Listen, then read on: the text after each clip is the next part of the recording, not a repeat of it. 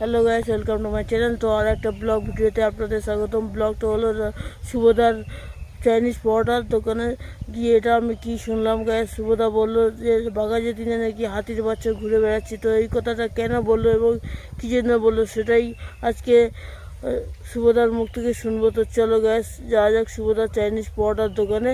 তো চলো let's go. তো আমরা ফাইনালি চলে এলাম সেই চাইনিজ পরোটার দোকানে। তো এসেই আমরা জিজ্ঞাসা করলাম যে রকেট এবং পকেট পরোটা পাওয়া যাবে কি না।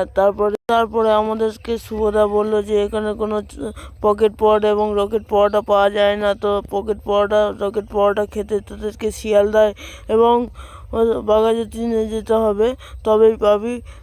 তো আমি এইগুলো শুনে খুবই খুশি হলাম, কারণ দেখো একজনই বললো যে পকেট পরোটা এবং রকেট পরোটা এখানে পাওয়া যায় না, এখানে শুধুমাত্র চাইনিজ পরোটাই পাওয়া যায় গ্যাস। তারপরে আমি জিজ্ঞাসা করলাম যে তোমার পরোটার নাম চাইনিজ কেন।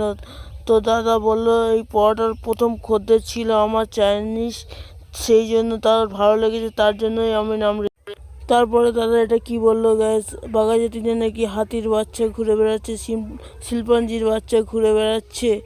নিয়ে মানুষ কথা বলে, আমরা এসব কথা বলি না ভাই, সব কোনো কথা বলি না। আমরা কি বললাম, তো যদি কম্বো লাগে বাঘাযতীন চলে যা, হাত কাটা ব্লাউজ রেড কালারের, আর শিল্পাঞ্জির বাচ্চা মানে হাতি আর শিল্পাঞ্জি অ্যাটাচমেন্ট ওখানে পাবি, চলে যেতে পারি। আমি দাদাকে জিজ্ঞাসা করলাম যে তোমার সঙ্গে তার কি কোনো শত্রুতা আছে নাকি। তারপরে দাদা কি বললো সেটাই শোনো। আমি কি বলো, আমার সাথে শিল্পাঞ্জি কি শত্রুতা ভাই? তাহলে তুমি তাকে এইভাবে বলছো হঠাৎ করে? আমি শিল্পাঞ্জি বলছি, তো বন মানুষ দেখি তো সেখানে যাই, বন মানুষ এমনি ভেঙায়, ও ভেঙায়, ওই জন্য নাম শিল্পাঞ্জি। আরে বাঘাযতীন ঘুরছে, দেখ কোথায় কে ঘুরছে সে দেখ গিয়ে। তো আমি দাদাকে জিজ্ঞাসা করলাম তুমি কি যাবে দেখতে। তারপর দাদা আর সেটাখানে গিয়েছিলাম, হাতির বাচ্চাটা পালিয়ে গেছে। তো দাদা নাকি বলে এসেছে শিল্পাঞ্জির বাচ্চাটাকে ভালো করে খাওয়াতে যাতে একটু মোটা হয়।